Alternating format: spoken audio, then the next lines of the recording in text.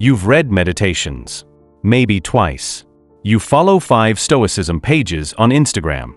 You screenshot the quotes. You nod along to the YouTube videos about discipline and controlling what you can control. And yet, you're still anxious every Sunday night. Still in the same financial situation you were in 2 years ago. Still reacting emotionally to things you know shouldn't bother you. Still waiting for your life to feel different. Here's what nobody in the Stoicism space wants to say out loud. Reading about Stoicism and living Stoicism are 2 completely different things. And the content you've been consuming, including most of what's on this platform, has been giving you the feeling of progress without any of the actual transformation. Today we're going to fix that. And it's going to be uncomfortable. Section 1. The comfortable lie. There's a reason the Stoicism niche exploded on the internet over the last decade. It's not because millions of people suddenly became disciplined philosophers.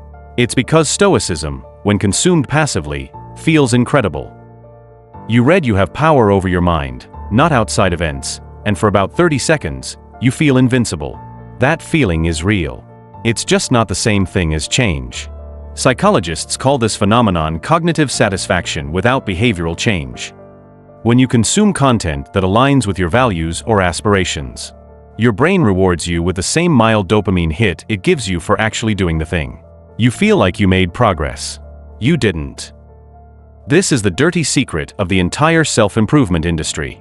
Reading about discipline feels productive. Watching videos about Stoic resilience feels like building resilience. But Marcus Aurelius wasn't writing Meditations for an audience. He was writing it to force himself to actually behave differently the next morning. That's a completely different relationship with the material. The ancient Stoics had a word for people who studied philosophy without living it. They called them philodoxers, lovers of opinion rather than lovers of wisdom. In modern terms, we'd call them people who are very impressive at dinner parties and completely falling apart in private. The question you need to ask yourself right now is which one you've been. Section 2. The 3 ways Stoicism is failing you. Failure 1. You're using Stoicism to suppress emotions instead of processing them. Epictetus says external things are not in our control, only our judgments about them. Most people hear that and immediately apply it as, don't feel bad about things outside your control. So when something hurts, a rejection, a financial loss, a relationship falling apart, they try to Stoic their way out of the feeling. They tell themselves it shouldn't matter. They push it down. They post a quote. That is not Stoicism. That is emotional avoidance wearing a philosophical costume. The actual Stoic practice around emotion starts with something called prosoke, disciplined attention to your inner state. Marcus Aurelius didn't pretend he wasn't affected by the deaths of his children, betrayals of people he trusted, the crushing weight of governing an empire. He felt those things. What he practiced was not letting those feelings make decisions for him. There is a massive difference between feeling grief and being ruled by grief. The Stoics were after the second thing, not the elimination of the first. When you use Stoicism to avoid feeling, you don't build resilience. You build a pressure chamber. Failure 2. You've confused acceptance with passivity. Focus only on what you can control is perhaps the most misapplied idea in all of modern self-help. For a disturbing number of people, it has become philosophical permission to stay exactly where they are. Bad job you hate? Accept it. It's outside your control. Relationship that's slowly killing you? Practice equanimity. Debt that's been sitting there for 3 years? That's just where you are right now. The Stoics would be horrified by this interpretation. Zeno of Citium, the founder of Stoicism, was a merchant who lost everything in a shipwreck. Walked into Athens, found a philosopher, and rebuilt his entire life around the pursuit of virtue and wisdom. He did not sit in the wreckage and practice acceptance. Cato of Utica fought the erosion of the Roman Republic with everything he had. He didn't surrender because the political situation was outside his control. The dichotomy of control is not a reason to stop acting. T's a reason to act without being psychologically destroyed by the outcome. Your job situation is within your sphere of action.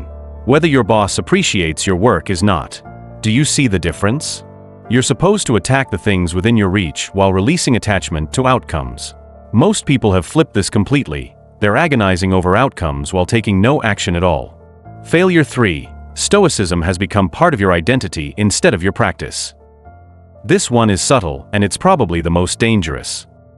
At some point, for a lot of people, Being someone who is into Stoicism became more important than actually practicing it. You identify as a rational, disciplined person. You recommend the books. You correct people's misunderstandings of Epictetus online. You feel superior to people who let their emotions run wild. But identity is cheap. The Stoics called virtue the only true good, and they defined virtue as excellence in action, not excellence in self-perception. You don't get credit for who you think you are. You get the life that your daily choices build. Marcus Aurelius came back to the same lessons over and over in Meditations because he kept failing at them. The man running the most powerful empire in human history was still catching himself being petty, being vain, procrastinating on hard decisions. He didn't get to say, "I'm a Stoic," and coast on the identity. Neither do you. Section 3. What actual Stoic practice looks like in modern America. Let's get specific. Because this is where most Stoicism content completely abandons you. It talks in abstractions. We're not doing that. On financial stress, the #1 source of anxiety for Americans right now is money. Inflation, debt, wages that haven't kept up, housing costs that feel impossible. And the Stoic response is not money is an external, don't worry about it. The real Stoic practice here starts with the morning exercise they called negative visualization, premeditatio malorum, the premeditation of evils. You sit down, and you honestly, specifically think through what would happen if things got worse. Not to spiral. To prepare. What's the worst realistic outcome? What would you do? Who would you call? What skills could you fall back on? Most financial anxiety isn't about the actual financial situation. It's about the refusal to look directly at it. The Stoics believed that once you've faced the feared outcome clearly, it loses most of its power over you. Try it. Not as an abstract exercise. Sit down this week with a piece of paper and actually walk through your finances with no avoidance. That is Stoicism applied to money. Then take action inside your sphere of influence. Not because you're guaranteed a good outcome, but because acting with excellence is what you control. Side income, skill development, spending audit, whatever is actually available to you. Do it without being emotionally destroyed if it doesn't work out perfectly. That's the practice. On career stagnation. If you've been in the same place professionally for years and you've been telling yourself you're being stoic about it, I need you to hear this clearly. You've been rationalizing passivity. The Stoic path in your career is to define what excellence looks like in your current role and execute it completely, while simultaneously doing the work to position yourself for what's next. Both things. Not one or the other. The virtue of justice in Stoic philosophy includes contributing fully to the community you're part of, which means your workplace, your team, your clients. Coasting is not Stoic. Quiet quitting is not Stoic. Neither is grinding yourself into nothing chasing external validation. The practice is doing excellent work because excellence is the standard you hold yourself to, not because of what it will get you. That's a subtle but enormous distinction, and it changes how you feel about Monday morning. On anxiety and comparison. Social media comparison anxiety is one of the defining psychological crises of this generation, and Stoicism has something genuinely powerful to say about it, but not what most people think. Epictetus talks about the concept of role. You have a role as yourself, with your specific circumstances, your specific nature, your specific starting point. Comparing your role to someone else's is like an actor mid-scene suddenly trying to play a different character. It doesn't make you better at your role. It just destroys your performance in the one you have. The practical application: every time you feel the comparison pull, don't try to suppress it. Notice it. Name it specifically. I'm looking at this person's business results and feeling like I'm failing. Then ask, what does excellence look like for me in my actual situation today? That's your only relevant question. Return to it. Do this daily.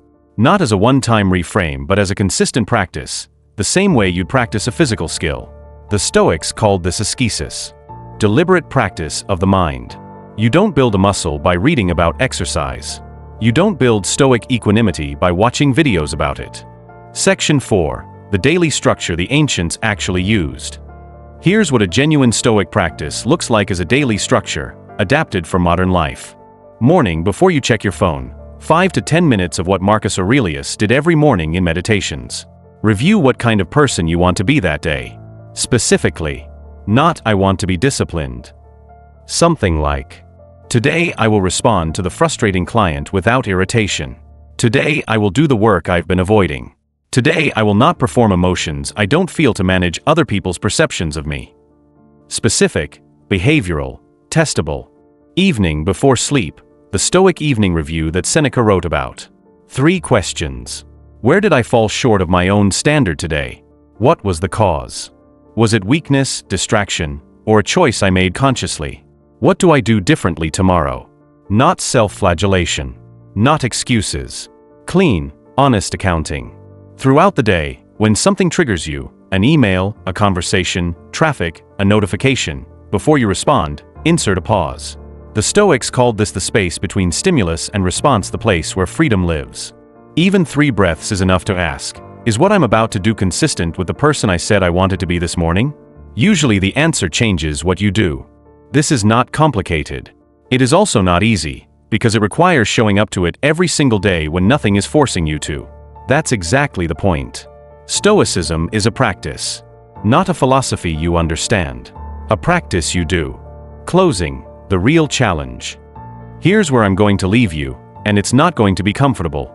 You now know more than enough to start. You've known enough for a while. The gap between you and the person you want to be is not knowledge. It's the decision to close the distance between what you believe and how you live, every single day, with no audience, no guarantee, and no arrival.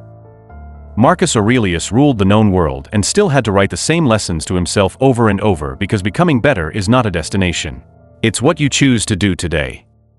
The Stoics believed the good life was available to any person, in any circumstance, at any moment, as long as they chose it.